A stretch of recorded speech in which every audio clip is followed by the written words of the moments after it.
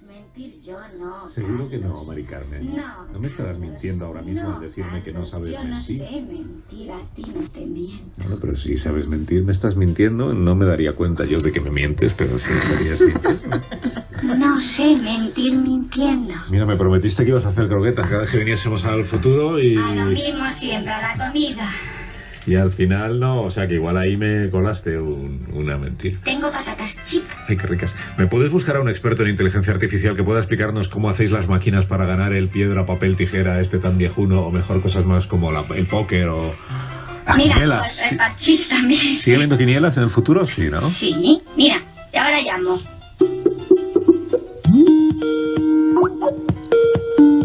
Os presento a Nicolás Franco, profesor de la Universidad Politécnica de Madrid y responsable del Departamento de Inteligencia Artificial de la consultora Mr. Houston. Buenos días, Nicolás. Hola, buenos días. Bienvenido al futuro o al presente, donde te sientas tú más cómodo. En el presente, En el presente más que en el futuro. El futuro Dios dirá. Bueno, esto que dice Mari Carmen, inteligencia artificial, de que es muy fácil para ella ganarnos a los seres humanos ¿Has dicho al parchís también? ¿No? También al parchís. Al parchís, al me como póker, todas las fichas. a piedra, papel, tijera, va de farol, Mari Carmen. O sea, ¿se está atribuyendo en realidad una capacidad que no tiene o lo dice en serio? Bueno, digamos que sí que es verdad, pero por una sencilla razón, que es que los hombres no somos máquinas. Realmente a día de hoy lo que sabemos es que el máximo que podremos llegar es a empatar. Es decir, realmente la teoría lo que nos dice es que en todos los juegos hay siempre una estrategia optimizada para no perder. Pero como los humanos siempre, como bien ha dicho, nos apartamos un poco de esa estrategia, al final acabamos perdiendo. Pero realmente la máquina lo único que hace es, digamos, siempre jugar con una estrategia definida que le da las máximas posibilidades y a partir de ahí acaba ganando. Pero ya digo, todo eso es porque nosotros nos apartamos de esa estrategia que debería ser la buena. Por ejemplo, en piedra, papel o tijera lo que deberíamos de hacer siempre es al azar sacar uno de los tres. Y si sacamos siempre al azar, sin pensar uno de los tres, nunca deberíamos de perder. Eso sí, puede que no ganáramos. Contra una máquina no ganaríamos porque tendría la misma estrategia. Pero contra otra persona, digamos, podríamos ganar. Eso es lo que hacen las máquinas, básicamente. O eso es lo que la teoría, digamos, que postuló en su día von Neumann y después Nash, nos dicen. Claro, pero por ejemplo, una carrera de caballos. ¿Puede la máquina saber qué caballo va a ganar la carrera? Eso ya es, digamos, para eso es muchísimo más complicado, porque en el futuro, y eso en el futuro, si tuviéramos toda la información y un histórico de información, a lo mejor se intuye que podríamos. Pero también siempre hay, digamos, variables que no vamos a controlar. Y como al fin y al cabo lo que sí que podríamos decir es que con un número determinado de carreras, es decir, si por ejemplo estamos estudiando 1000 carreras, pues podríamos ganar en un porcentaje alto de ellas, pero no en una determinada. Es decir, que realmente lo que se estudia en inteligencia artificial es, digamos, las probabilidades de grandes números. Por lo tanto, en un hecho concreto no podríamos determinarlo, pero sabemos que si yo juego, soy un apostador de estos, una persona que apuesta ahí, y dice, bueno, pues voy a jugar en 1000 carreras con una estrategia determinada y con mucha información, al final seguramente acabaría ganando. Y en 2019, Nicolás, los que ya sois expertos en inteligencia artificial, estáis tratando de predecir, qué sé yo, las quinielas, por ejemplo. ¿Se puede preparar la máquina para acertar a la quiniela? Vamos a ver, para acertar estamos en lo mismo. Tienes una alta probabilidad de poder, digamos, tener un buen resultado, nunca de acertar. Pero, digamos, lo habéis intentado. Nosotros lo hemos intentado, pero muy a nivel, digamos, amateur. Y lo que nos hemos dado cuenta es que solamente poniendo el histórico de datos de las quinielas, es decir, de los resultados de los partidos de fútbol de los últimos años, es decir, la información que tenemos, ya teníamos unos resultados bastante aceptables y además, semana tras semana. Lo que pasa es que entre tener 8 o 9 aciertos a tener 11, 12, 13 o 14, la diferencia es abismal. Y para ello, realmente tienes que empezar a poner variables que no tenemos información, pues la meteorología de los partidos, si tenías, digamos, jugadores lesionados, la importancia del jugador, el estado anímico. Es decir, hay elementos que se nos escapan porque no tenemos información, pero si dispusiéramos de toda esa información, cada vez tendríamos más opciones de llegar a tener un resultado mejor. De ahí a tener siempre valor al, digamos, tener un 14, un 15 en la quiniela, tendríamos que tener toda la información del universo y eso es imposible. Pero, ya digo, con mucha información y jugando muchas veces, tendríamos algo más de probabilidades de poder acertar. O sea, ¿no? que acertar 8 ahora ya eso nos lo permite la tecnología. Nos lo permite. Acertar un número determinado así pequeñito, respecto a lo que tienes que ganar, ya te lo permite. Pero es que parece mentira, pero subir 1 es muy, muy, muy complicado. Es decir, esto no es una cosa lineal, es una cosa, digamos, el poder llegar a esos resultados es cada pasito. Se tienen que hacer muchísimos más cálculos y cada vez es mucho más complejo. No es tan fácil.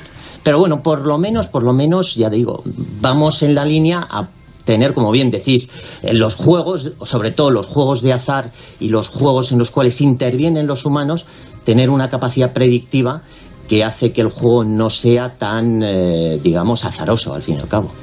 Me pasa aquí una chuleta que dice que te pregunte qué pinta el Pentágono en este experimento de inteligencia artificial que antes contaba Mari Carmen relacionado con el póker.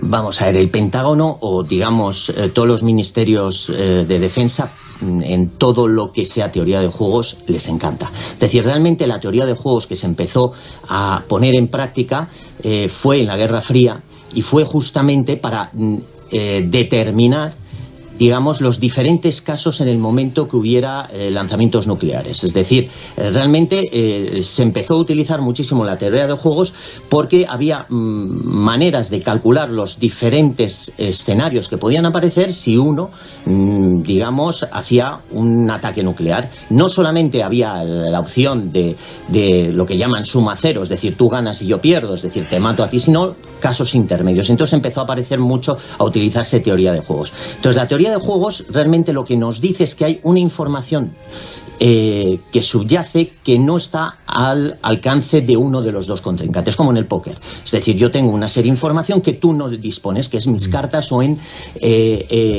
digamos, cualquier otro tipo de información. Y yo tengo que intentar tomar decisiones las mejores posibles para justamente llegar a utilizar esa estrategia de decisiones para llegar al mejor resultado posible. Pero claro, hay muchas veces que yo tomo decisiones que no son las óptimas para intentar engañarte a ti y que tú tomes otras decisiones.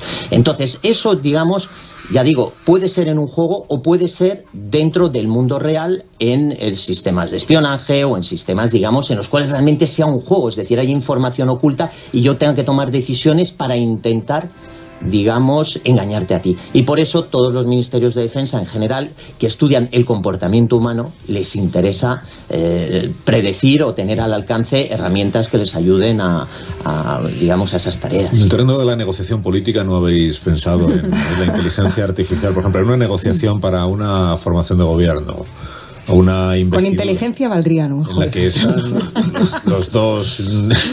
Hombre, a priori los dos negociadores ahí ocultándose en realidad sus verdaderas bazas, intentando jugar de farol de vez en cuando. El problema de ahí es meter las reglas del juego. Es decir, para poder determinar eso necesitas unas reglas del juego, cosa que hoy en día en la política me parecen un tanto, digamos, obtusas, no decir de otra manera. Pero si entabláramos unas reglas de juego y al final un beneficio final, claro, sería fácil por lo menos estructurar un algoritmo que te diera cuáles son las mejores posibilidades. De hecho, eso es. Aquí tenemos la máquina de Ciudadanos, la máquina del PSOE, la inteligencia artificial de Podemos, que se ocupen ellos. Claro, el algoritmo. El algoritmo, claro, y que nos llegue al mejor beneficio común. Exactamente. Sí, genial. No. Imagínate, juntan todas las máquinas y al final dicen... Otra vez elecciones. Hombre, para esto. Repartimos cartas otra vez, ¿no? Uno de los juegos que se estudia mucho es el juego del prisionero. Y el juego del prisionero, digamos, es en el cual determina justamente, digamos, hay dos prisioneros que les han cogido haciendo una fechoría, por ejemplo, un robo de un banco, pero no les cogen con el botín y solo les cogen con armas. Y entonces a cada uno les interrogan independientemente y les dicen... si delatas a tu compañero, te quedas libre de la cárcel. Si, en cambio, tu compañero te delata a ti, tienes 10 años de prisión. Pero si los dos os delatáis mutuamente, tenéis 6 años de prisión. Y entonces ahí tienes lo que se llama juegos de cooperativos, en los cuales tú tienes que ver cuál es la mejor solución. Evidentemente, la mejor solución para los dos, porque si no delatan a ninguno, si ninguno delata al otro, como les han cogido con armas, tienen 1 año de cárcel. Entonces, si tú no delatas y el otro no delata, tendrás 1 año. Si el otro te delata, el otro irá fuera, pero tú tendrás la máxima pena. Y si los dos delatan, tendrán una pena alta. Entonces, realmente, la máxima cooperación posible es delatando al otro, es decir, haciendo algo que no es bueno. La máxima, digamos, beneficio propio, pero el máximo beneficio común es no delatando. Por lo cual, esa teoría de juegos es siempre, a nivel político, tú no sabes si lo que es bueno para ti es bueno para el conjunto y tienes que estudiarlo muy en profundidad. Y eso es lo que estudia teoría de juegos, es decir, que no siempre el colaborar es lo mejor posible. Pero muchas veces, digamos, y es que eso se estudia muchísimo en sistemas biológicos, en sociología, en muchísimos elementos. Nicolás, muchas gracias por la visita. Muchas gracias a vosotros. Y hasta cuando tú quieras. A vosotros, muchas gracias. Responsable del Departamento de Inteligencia Artificial de la consultora Mistral. Piedra, papel. Me tengo que marchar. Piedra, papel o tijera. Un poco viejunísimo eso. Piedra, papel o tijera. Que nos tenemos que volver al presente. ¿Nadie quiere jugar conmigo hoy? Pues no, Carlos. como eres tan buena prediciendo lo que vamos a Una hacer. partidita de street poker. Adiós, Mari. Adiós, Mari Carmen. Adiós, que tienes que volverte, ya lo sé, a tu programa.